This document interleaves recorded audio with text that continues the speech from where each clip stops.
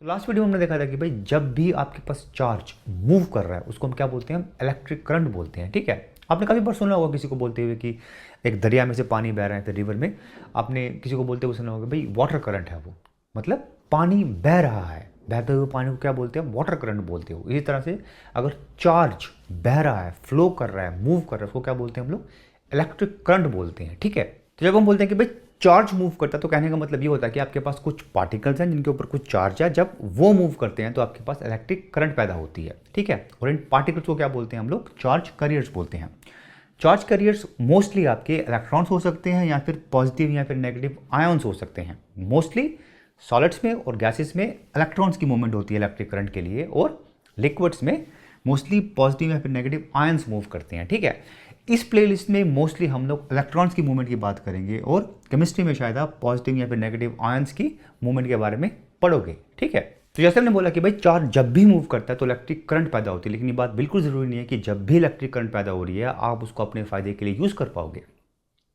अगर आपको सच में इलेक्ट्रिक करंट को अपने फ़ायदे के लिए यूज़ करना है, उसमें से कुछ काम निकालने का है, तो ये ज़रूरी है कि जो चार्ज का फ्लो है वो कंटिन्यूस हो और कंट्रोल हो। फॉर एग्जाम्पल, एक दरिया बह रहा है नॉर्मल कंटिन्यूस और कंट्रोल वे में। ठीक है, तो आप एक चक्की लगा सकते हो जो आपके लिए आटा पीस सकती है, आपके लिए फ़ायदेमंद है।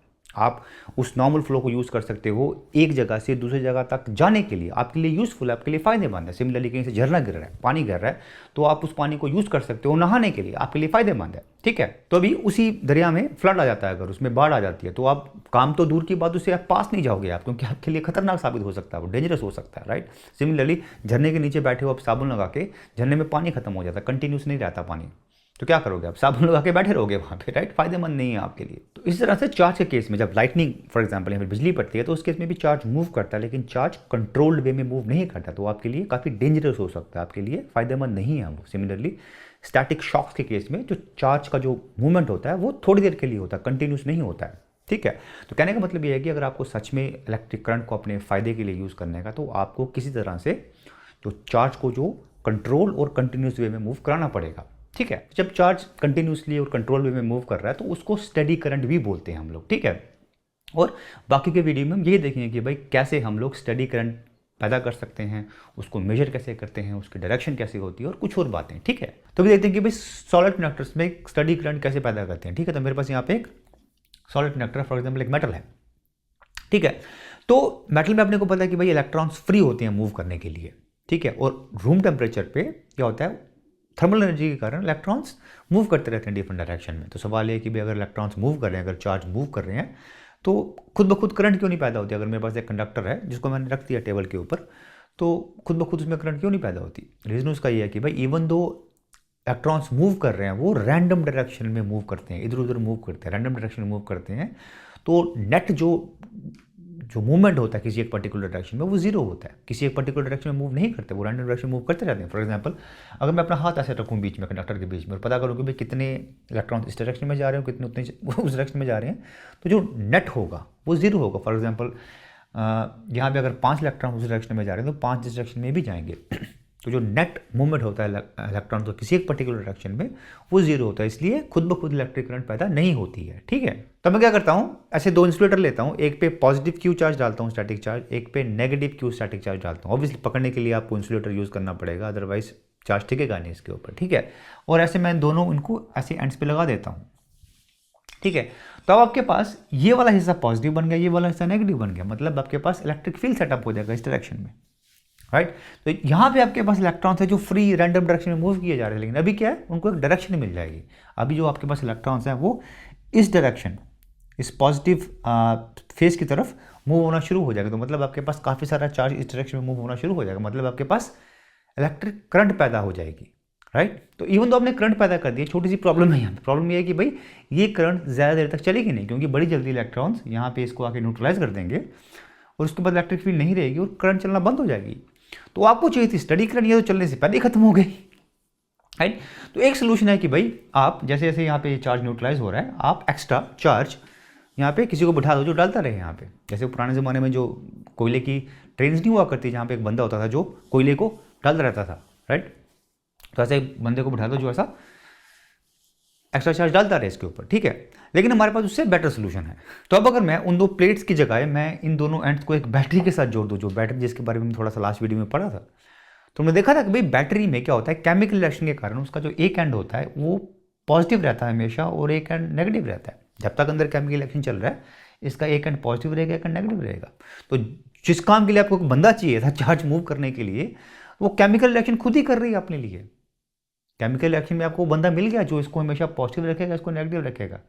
तो अगर वैसा हो गया तो वो इलेक्ट्रॉन्स दोबारा से मूव होना शुरू हो जाएंगे। लेकिन इस केस में वो तब तक मूव करते रहेंगे जब तक ये पॉजिटिव और नेगेटिव है, और ये पॉजिटिव और नेगेटिव तब तक रहेगा जब तक अंदर केमिकल रिएक्शन हो रही है, और वो काफ़ी देर तक चलता है।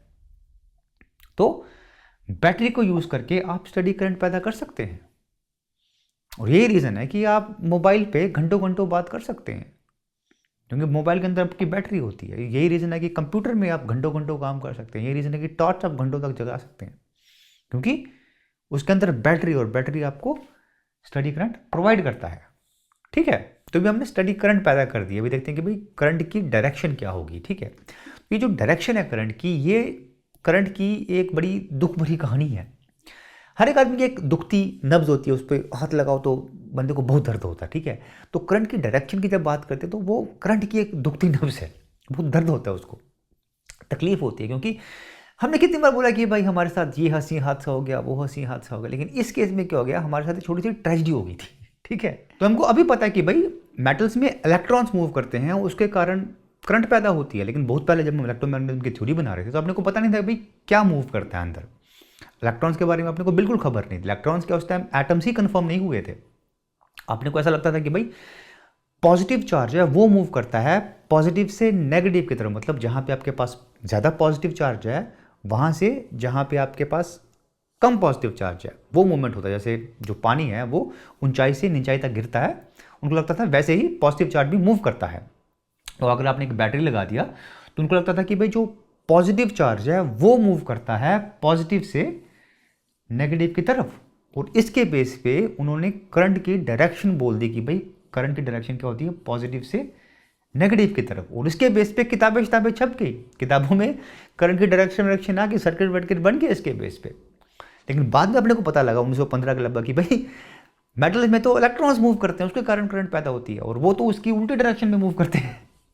लेकिन तब तक बहुत लेट हो चुका था। जैसे बचपन में किसी का नाम अगर पप्पू पड़ गया तो जितना मर्जी बाद में उसको ऋतिक रोशन बनाने की कोशिश करो, वो पप्पू का पप्पू ही रहता है, राइट। तो हमारे साथ भी कुछ ऐसा हो गया, ठीक है।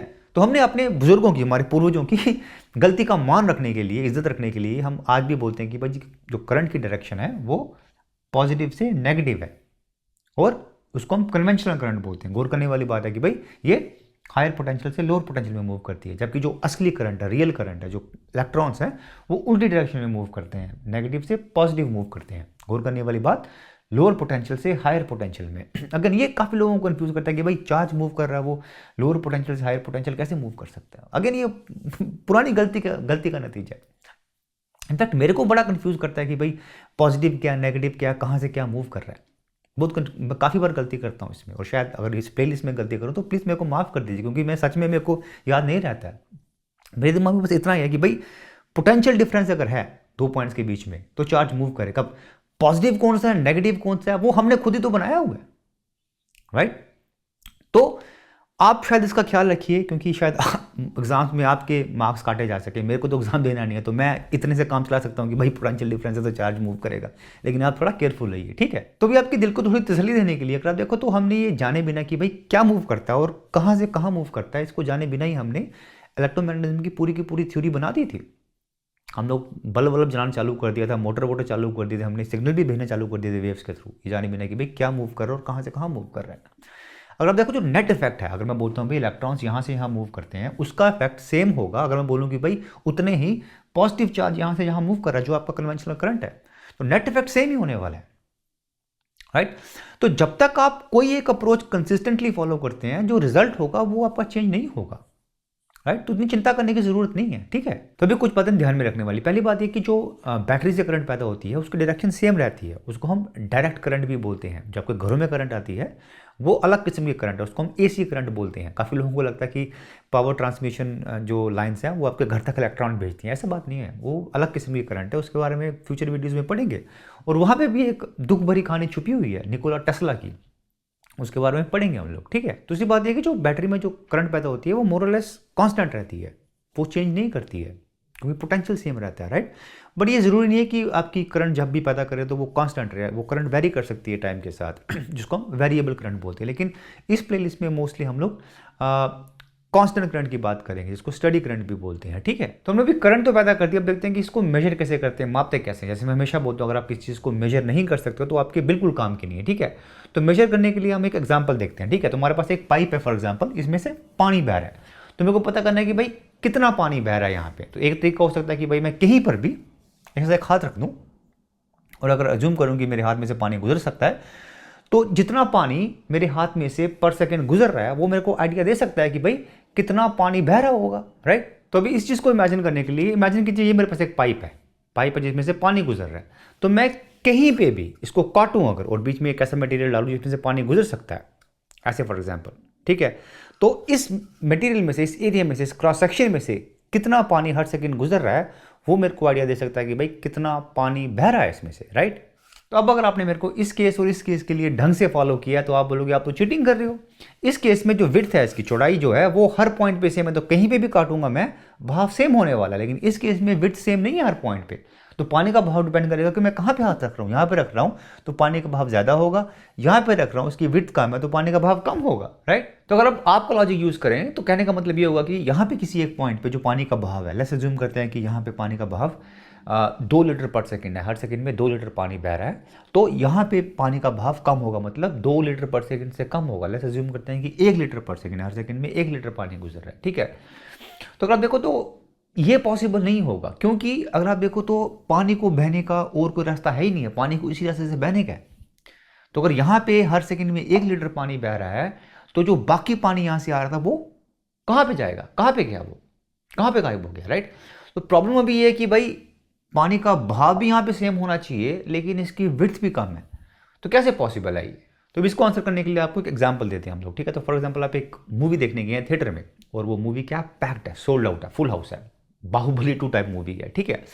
तो जब मूवी खत्म हो जाती है तो आप बाहर निकलने की कोशिश कर रहे हैं, अभी आप दरवाजे से बहुत दूर हैं, तो बड़ी आहिस्ता आहिस्ता लोग चलते हैं क्योंकि पूरा हाउस पैक्ड है, कंधे से कंधा मिला हुआ, और बड़ी आहिस्ता आहिस्ता निकलने की कोशिश कर रहे हैं आप बाहर। लेकिन जैसे ही आप दरवाजे के पास पहुंचते हो आप फटाक से बाहर निकल जाते हो, ऐसे लगता है कि आपको किसी ने धक्का मारा। तो क्या हुआ आपके साथ, जब आप दरवाजे के पास पहुंचते हो आपकी वेलोसिटी इंक्रीज हो जाती है, राइट। और एग्जैक्टली सेम चीज इस केस में होता है,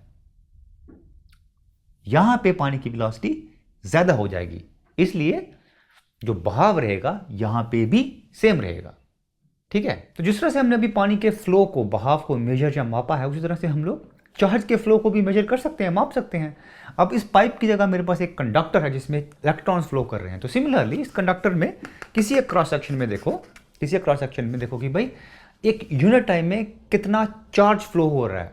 फॉर एग्जाम्पल 1 सेकेंड में कितना चार्ज इस क्रॉस सेक्शन में से मूव कर रहा है उसको अगर आप मापो, यानी कि Q/T करो, तो आपको क्या देगा, करंट देगा, ठीक है। लेकिन इंपॉर्टेंट बात, गौर करने वाली बात है कि जो डेफिनेशन आपको दी है हमने करंट की, ये वाली, ये स्टडी करंट के लिए वैलिड है। करंट जो टाइम के साथ चेंज नहीं होती, फॉर एग्जांपल जो बैटरी से आप करंट पैदा करते हो वो स्टडी करंट होती है, उसके लिए ये वैलिड रहेगा, ठीक है। तो अभी इस प्लेलिस्ट में मोस्टली हम लोग स्टडी करंट के साथ ही काम करेंगे, लेकिन अगर आपके पास करंट है जो टाइम के साथ वेरी कर रही है, चेंज कर रही है, तो उस केस में अपने को डिफरेंशियल लिमिट का कॉन्सेप्ट यूज़ करना पड़ेगा।